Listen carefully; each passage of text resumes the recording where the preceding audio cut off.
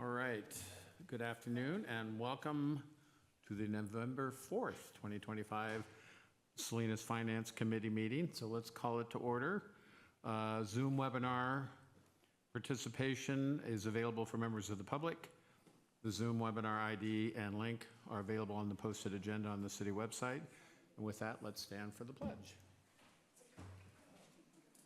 I pledge allegiance to the flag of the United States of America and to the republic for which it stands, one nation, under God, indivisible, with liberty and justice for all. Can't rely on me to carry it all the time. We need other voices. Occasionally I zone out. Can we get that pre-recorded? Yeah, let's work on that.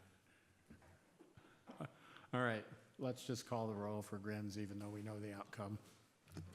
Councilmember D'Arrigo. Present. Councilmember De La Rosa. Here. Mayor Donahue. Yep, I am here. All right, if there is any general public comment on a specific agenda item, you are encouraged, let's see, what do I need to do that? Let's see, we're open for public comment, any items not on the agenda. Anybody here? All right, if you're in the audience, you're going, gone. Anybody Zooming? Zooming is done. And with that, I think you have a question for committee members. California Government Code 84308, Levine Act. Do any members of the committee have any campaign contributions to disclose related to any items on today's agenda? Councilmember D'Arrigo. No. Councilmember De La Rosa. No. Mayor Donahue. I do not.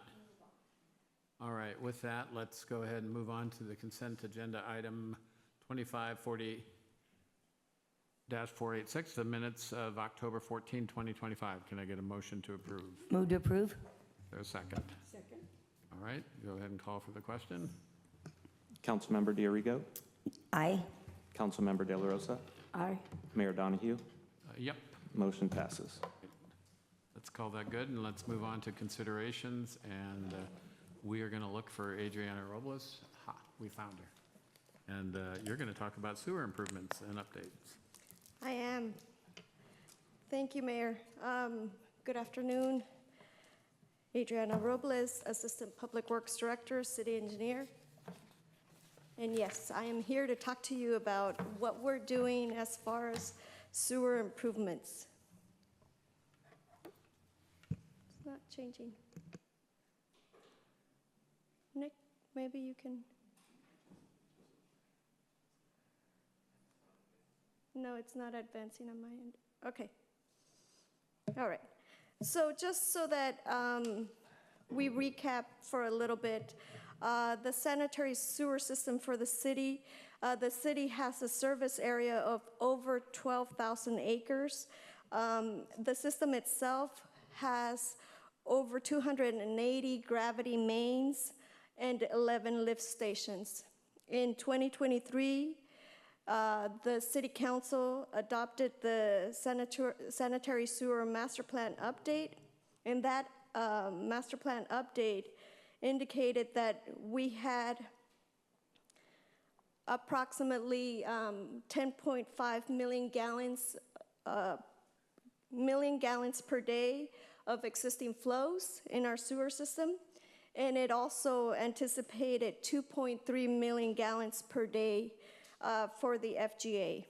So what we did as far as the process that you've heard of with regards to an update of the sewer rates is we identified all the projects that were listed in the sanitary sewer master plan. We identified all of those projects, and then we listed them based on priorities. We developed a CIP for those, which is capital improvement projects, and we identified basically the timing for them. So this also you've seen before. This is that schedule that we presented both to the Finance Committee and to the City Council at the time of the rate study. So what we've done here is taken all, like I said, taken all the projects that were identified through that sanitary sewer master plan update and identified timing for them. We did that exercise with the rate study, obviously to gauge the funds that we would be needing. At this time, what we're presenting to you is where we are with those projects that were identified. Oh, thank you. Okay, so this was me trying to get creative last night. What you see here is a piping diagram, and you see we started up on the upper left, and that's the kind of the process of where we've taken, right? 2023 was the sanitary sewer master plan update. Then in 2024, we did the sanitary sewer development impact fee update. And then just in September, we did the city council approved the rate increase. And those new sanitary sewer rates were effective October 1st. So now we come to the little star there in the middle. And now what you see is that the pipeline is kind of diverting into different paths, right? So what we've done is we've broken up our projects. Again, we're looking at the highest priorities. So what we've done is we're taking Lake Street as a project on its own, as the highest priority for the city. And then we're also taking a look at the pipeline projects. So where we are with it at this point is we've already brought our consultant who assisted us with the sanitary sewer master plan update, and they're helping us put together the solicitation for a design build for the Lake Street pump station. So what that means is that what we're going to be asking, for the team that we hire to provide both the design, full design of the pump station, and also the construction of it. And what design build typically does, it compresses that time frame for getting a project done. So right now we have a tentative schedule that our consultant has put together. We're anticipating issuing that solicitation by the end of the month. And then we have, again, based on this preliminary schedule, we're thinking that a short list will be developed by February of next year and an award by April. So that means that the design build contract in itself would begin sometime in May of next year, and we anticipate a 2-year construction, 2-year build out. So it's a 2-year time frame that we're talking about. So, optimistically, we're thinking May of 2028 for a new lift station. So that's the one path that you see there in kind of like a yellowish color. The other path, the blue, that's the pipeline improvements. Now, we did have a number of pipeline improvements that we had identified, and we had identified them basically based on, the impacts to development. At the time, because we have the central area specific plan, a tentative map for that area already approved, we had focused on that, and we had also focused on another pipeline that's over on the Cesar Chavez. We call it the Cesar Chavez pipeline, which would, again, impact development. For that one, it would be the 11 Hill Circle subdivision. We've pivoted a bit on that because during the budget process and in speaking with the city council, the request had been to also focus on Abbott Street improvements.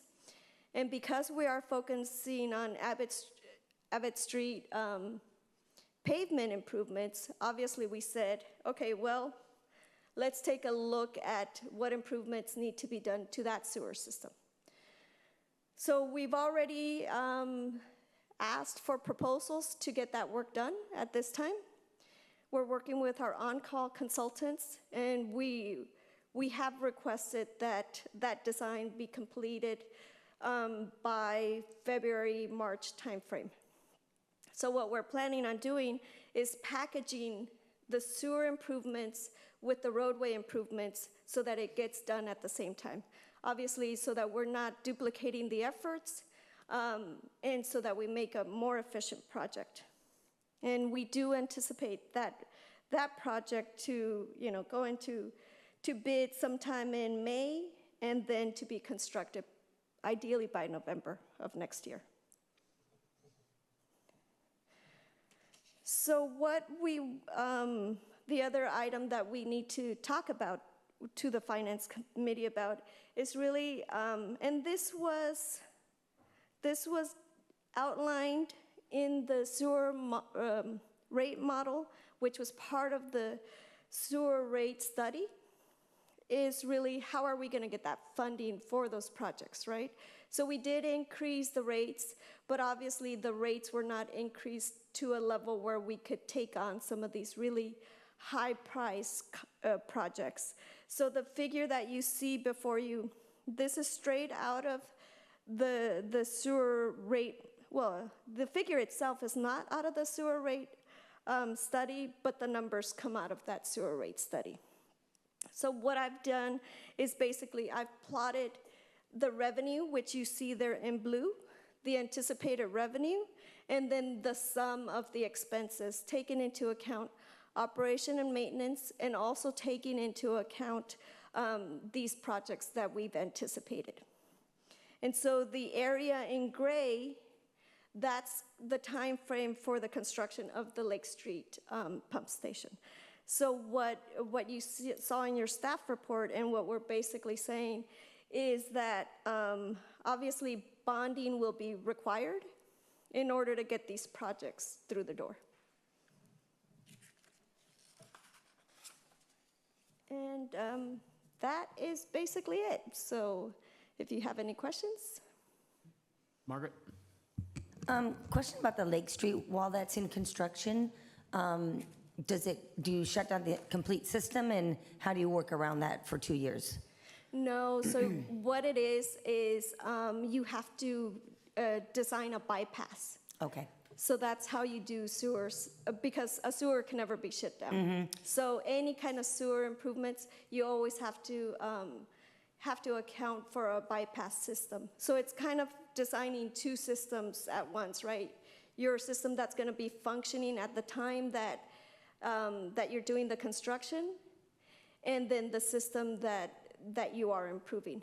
But we are looking at possibly the purchase of a property so that we keep our existing pump station operational while we do the construction of the other system. And do you have any idea what the cost of that is? Is that figured into these numbers here that you showed us? The deficit? Yeah, we do have that, but I You don't have it off the top of your head? It's part of the rate study. We did have Okay. some early estimates for that. Okay, yeah, if you can just follow up with us on that. Yes. I'm concerned about that big deficit, so I'm not sure how that's going to work out. Maybe Renee can address that. I think one of the, as Adriana pointed out, we're going to have to borrow money. So Okay. part of the rate study, if you recall, contemplated doing projects along the way, kind of an annual expenditure as well as debt service. So part of the challenge is to have everything teed up, have several months under our belt for how the rates are performing, and then we go out to market. In fact, at ICMA last week, Selena and I met with the financial advisor to have that conversation. So we are gearing up, and she'll be bringing some information then a future finance committee meeting, sort of planning ahead. And we're probably thinking we want to align it to when we're awarding the bids. So they're kind of work together. We don't want to wait till we do this work and do the financial work. We want to kind of do it concurrently. Part of the message from the council has been, as we're asking the community to step up, we have to show that we're using the funds. We spend a lot of time talking about the capacity or lack of capacity, the aging system, what we need to support the housing that's coming. And so that's what the team's doing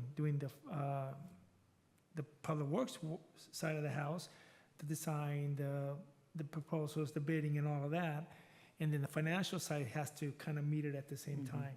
So you will be making some decisions in the same time frame on the financial side. So the debt, I think, is important to show, but we're going to cover with debt service. So so don't be so concerned about revenue expenditure. It is really hard to do these projects and pay as you go. It's just our rates would have to be astronomical to be able to generate that kind of revenue. So, but you borrow money, and that's why the whole conversation about our downgrade and stabilizing that fund was so important, because our rating leads to what the cost of money is, right? So we'll get a more favorable interest rate in the future, because we hope it comes we get upgraded again. Because you made a difficult choice to increase the rates, which are not easy, and I know you guys got a lot of feedback on that, and people were real concerned. Yeah. So that's how it's going to be covered. It's going to be debt service. Okay. So, council member, going back, it just triggered. So going back to your question, the early estimates for that lift station are between 20 and 25 million, just for that construction. No, Thank you. I have no questions. Margaret did a wonderful job asking her question, and now we have more information that was just given by you and by our city manager. So thank you. Okay, no questions. Anybody from the public? Anybody on Zoom? Okay, all right. Action, this is just an action. Yeah. It's not, it's just an update, just to keep you on update on what's going on. I think the other thing I would like to point out is the team is really looking at how to, what processes to use to speed up these projects and make it much more efficient. So the design build concept is one that fits really good with the Lake Street project.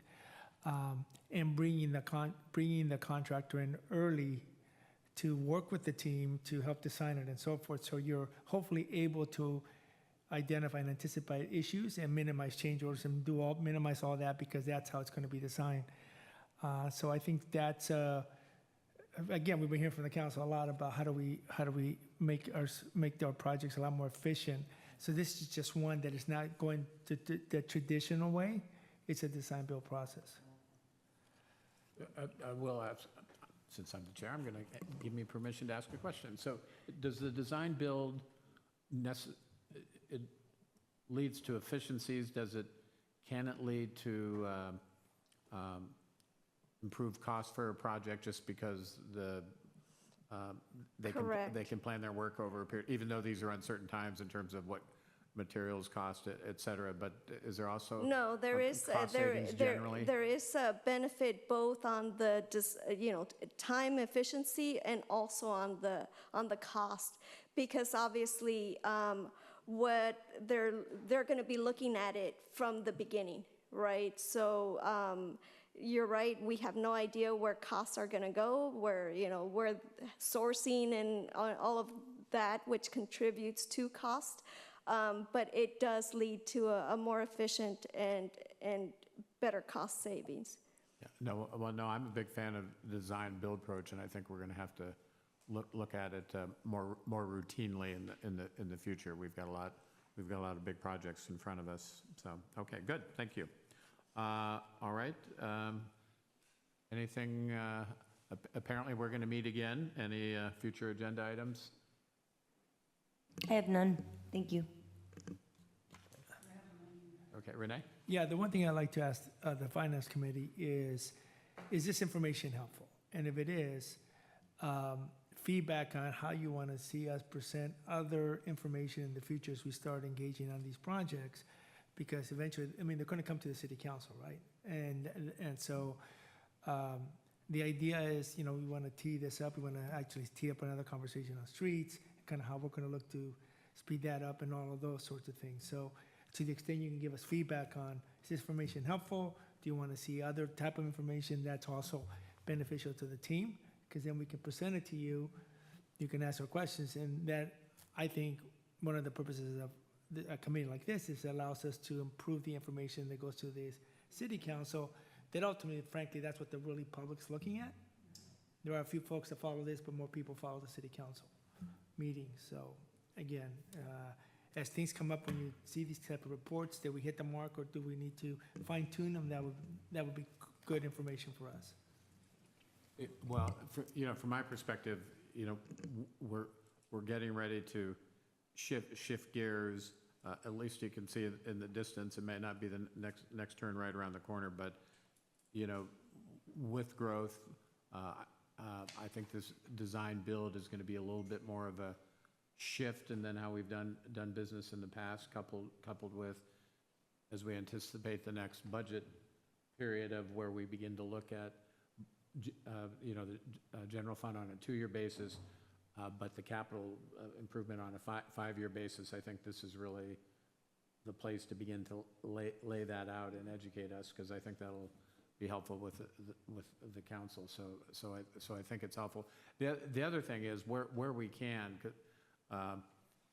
like the Lake Street project, the things we're also sitting around, and people are asking about Amazon, they're asking about the US 101, but there's going to be a lot of stuff within the city as well. And, Renee and I were just chatting today. We've got to get ready to just have a conversation about the conversation we need to have with the community. There's a lot of stuff that's going to be happening. So I think this is the committee that can help best set that up and educate the council. So I think it's important to do it, and it's more fun to consider than actually vote and commit sometimes. So we can consider all day long here. So, all right. With that, we are going to do this again on December 2nd, apparently, and we're adjourned.